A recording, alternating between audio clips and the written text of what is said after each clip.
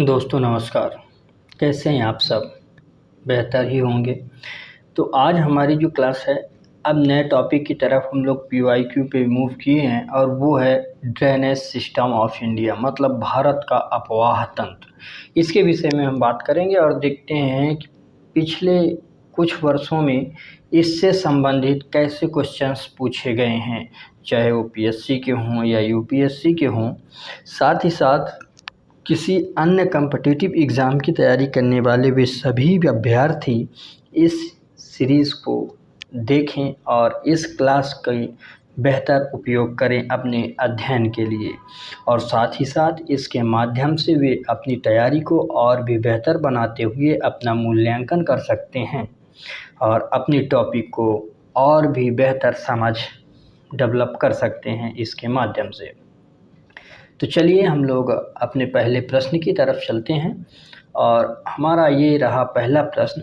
नीचे दिए गए भारत के मानचित्र पर विचार कीजिए। यहाँ भारत का मानचित्र बना हुआ है और ये कह रहा है कि इस मानचित्र को आप देखें और उस पर विचार करना है।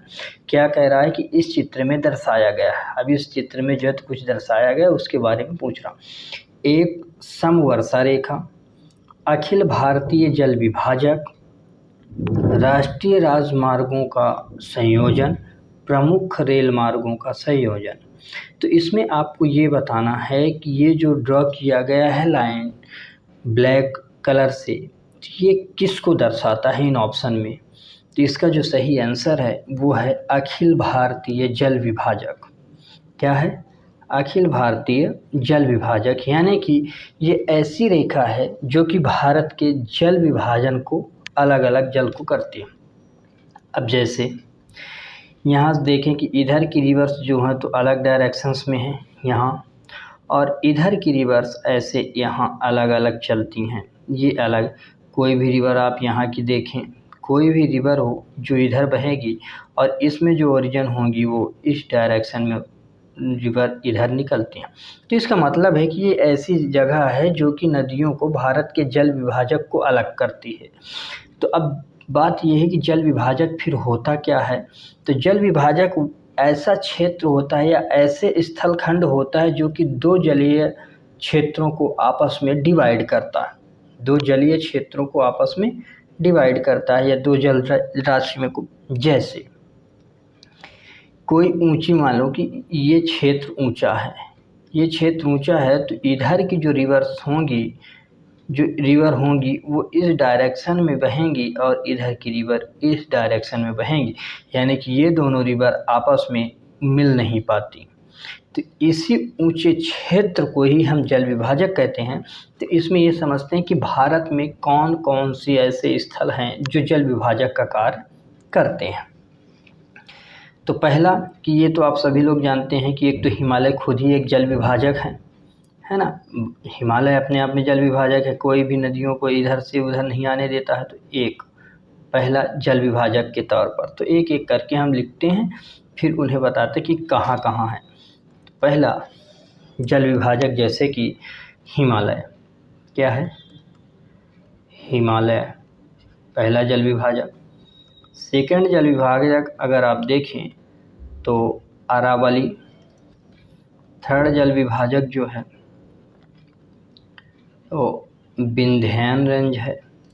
अगली जल विभाजक है सतपुड़ा रेंज और वेस्टर्न घाट। वेस्टर्न या वेस्टर्न हिल्स जो हैं हमारी, ऐसे कहें आप, जो सह्याद्रियाँ हैं वो जल विभाजक का कार्य करती हैं। और पूर्वोत्तर में जो गारो खासी जयंतिया के साथ साथ गारो खासी, नागा, मिज़ोरम, मणिपुरी, इनकी जो राशियाँ हैं जो कि हिमालय का ही क्षेत्र हैं, ये सभी क्या करती हैं, भारत और म्यांमार से जल विभाजक का कार्य करती हैं। तो अब जैसे हिमालय का देखें तो इसे अब आप मैप पे देखें कि हिमालय जो है तो तिब्बत वाले क्षेत्र को या उसके नॉर्थ के क्षेत्र को जल विभाजक का कार्य करता है। एक अरावली जो है तो भारत के वेस्टर्न रिवर्स को जो है तो डिवाइड करता है और इधर गंगा ब्रह्मपुत्र को डिवाइड कर, गंगा रिवर, यमुना रिवर, इनको डिवाइड करता है। विंध्यान जो है तो चंबल वाले जो रिवर हैं और जो सहायक रिवर हैं उनको डिवाइड करता है। ऐसे ही सतपुड़ा जो है तो इधर साउथ की जैसे वेनगंगा पेनगंगा ये इधर निकलती हैं तो इनको अलग करता है। ताप्ती है इन्हें अलग करता है। नर्मदा ताप्ती को आपस में नहीं मिलने देता, इन्हें अलग करता।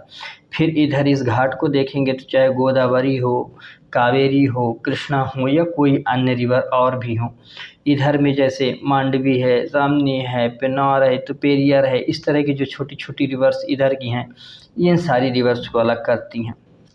तो इस तरह ये जल विभाजक का काम करती।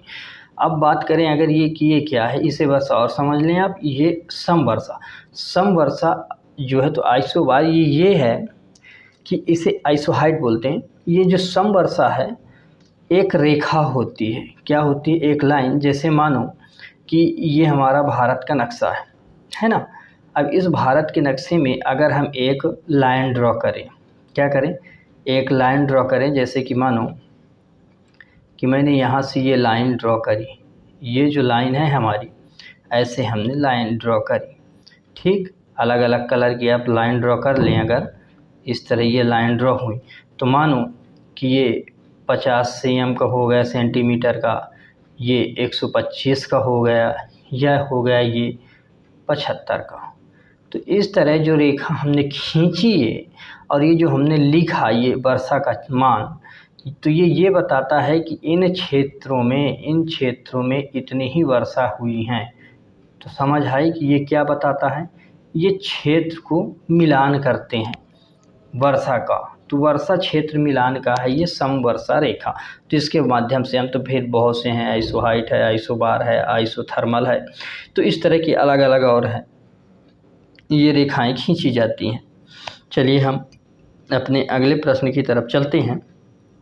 और हमारा ये रहा अगला प्रश्न कि चंबल घाटी के खोह खड्डों के निर्माण का कारण निम्नलिखित में से किस प्रारूप का अपरदन है? तो यहाँ ये कह रहा है कि चंबल जो नदी है वहाँ कुछ खड्ड हैं, खोह खड्ड हैं, तो वो आखिरकार किसका एग्जाम्पल है कि अस्फावलन का है, चादरी का है, क्षुद्री सरिता का है या अवनालिका का है? तो इसका आंसर है अवनालिका।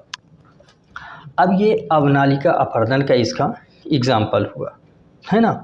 तो अवनालिका क्या है कि अवनालिका ये बहुत बड़े रूप का होता है। जैसे मानो कि इसे अगर हम थोड़ा और सरल भाषा में अगर आपको बताएं कि ये कैसे है, तो जैसे बारिश हुई, बारिश होती है तो पहले छोटी छोटी बूंदें आती हैं। तो जब वो छोटी छोटी बूंदें निकलती हैं तो जैसे मानो कि ये बादल है और यहाँ से बारिश हो रही है। ये जो बारिश होती है तो ये हमारा सरफेस है। तो इस सरफेस में बूंद गिरेगी तो यहाँ टेंशन पैदा करेगी और इस टेंशन के माध्यम से ये मृदा जो है तो यहाँ से टूटेगी और ये मृदा टूटने के बाद ऐसी भारी मात्रा में ये ढीली होगी। इसके बाद इसका जैसे ही रूप बड़ा होगा, इस मृदा का टूटने का जब रूप और बड़ा होगा तो इस छोटे रूप को हमने क्या कहा? छोटा रूप है ये, है ना। तो बूंद अपरदन हुआ छोटे रूप में, और जैसे ही ये रूप बड़ा होता है तो इसे हम बोलते हैं शीट आवर्तन। क्या बोलते हैं? शीट, यानी कि अब यहाँ की ये मृदा थोड़ा बड़े मात्रा में टूट गई, शीट अपरदन। अब यही प्रक्रिया चलती रहती है तो ये अब ये बारिश जो है तो ये पानी बहेगा भी, तो ये जब बहता है तो अपने साथ अब इस क्षेत्र का कटाव करता, ये ऐसे कटाव करेगा। तो इस जब कटाव की प्रक्रिया होती है तो इस कटाव की प्रक्रिया को बोलते हैं रिल अपरदन। क्या बोलते हैं? रिल अपरदन। रिल अप इरोजन हुआ, और यही रिल इरोजन जब बड़ा रूप ले लेता है इस तरह, ये अब बड़ा खड्ड हो गया, तो इसी बड़े खड्ड को ही बोलते हैं, क्या बोलते हैं? अवनालिका, है ना। इसे क्या बोलते हैं? अवनालिका, यानी कि गली अपरदन। तो क्या हुआ? ये गली अपरदन, है ना। तो ये हुआ गली इरोजन। ठीक, तो अब आपको समझ आया कि इरोजन कितने टाइप की जो वर्षा से होते हैं। तो एक तो हो गया, आप अगर लिखना चाहें तो आप लिख लें स्प्लैश इरोजन, इसके बाद आता है सीट इरोजन। ठीक, सीट इरोजन के बाद आता है रिल इरोजन, और ये फिर इसके बाद ये है ही है गली इरोजन। तो ये क्या है? ये एक बाई एक बढ़ते जा रहे, ये बढ़ता हुआ इनका क्रम है। ये बढ़ रहा रूप होता है।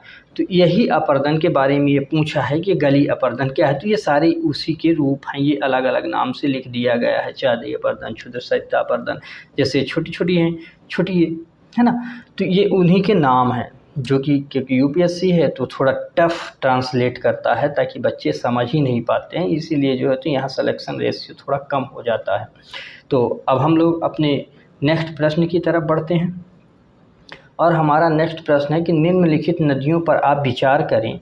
किशन गंगा, गंगा, वेनगंगा और पेनगंगा, इन नदियों का उत्तर दक्षिण दिशा के आधार पर क्रम स्थापन करने पर सही अनुक्रम होगा।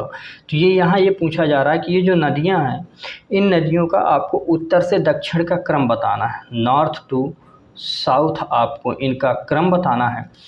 तो किशन गंगा हो गई, गंगा हो गई, वेनगंगा और पेनगंगा, तो इनका जो सही मिलान होगा, पहले हम एक लिख देते हैं, चलिए आप समझते जाइएगा कौन किसके सहायक है, तो आप शायद है कि इन्हें मैच करें आप। ये है झेलम, झेलम की ट्रिब्यूटरी है, सहायक नदी है उसकी। गंगा अपने आप में जो है तो मेन रिवर है भारत की, सबसे इम्पोर्टेंट रिवर मानी जाती है उत्तर भारत की, और बड़ी भी नदी है भारत की। इसके बाद वेनगंगा और पेनगंगा, ये दोनों जो हैं तो गोदावरी की सहायक नदियां हैं। तो अब आप समझ चुके होंगे कि कैसे क्रम आएगा, पहला क्रम यही होगा, दूसरा क्रम ये होगा और चौथी ये। तो एक एक करके 1 2 3 4 ये इसका आंसर होगा, है ना। गंगा नदी के बारे में अगर थोड़ा सा आप जाने तो ये निकलती है, एक तो सदानीरा रिवर होती है ये, और सदानीरा के साथ साथ ये रिवर 2525 किलोमीटर भारत में बहती है, जो कि भारत की सबसे बड़ी नदी है। इसका क्षेत्र भी बहुत ज़्यादा है। तो जब हम स्पेशल फिर नदी का टॉपिक पढ़ेंगे तो वहाँ हम और अच्छे इन डेप्थ में इनका नॉलेज करेंगे। अभी हम जो है तो इन्हें क्वेश्चन आंसर फॉर्मेट में थोड़ा थोड़ा इनका ब्रीफ नॉलेज लेते हैं। तो आज की क्लास को हम लोग यहीं तक रखते हैं, नेक्स्ट क्लास में फिर हम जल्द मिलते हैं। तब तक आप इसके माध्यम से अपनी पढ़ाई को और बेहतर बनाते रहें, और साथ ही साथ कमेंट में ये ज़रूर सुझाव दें कि आपको इसमें और क्या इम्प्रूव करने को लगता है, ताकि हम और ज़्यादा इम्प्रूवमेंट करके आपको बताएं या अपनी क्लास को और इन डेप्थ इनमें करें। तब तक के लिए धन्यवाद। आप लोग पढ़ते रहें, बढ़ते रहें।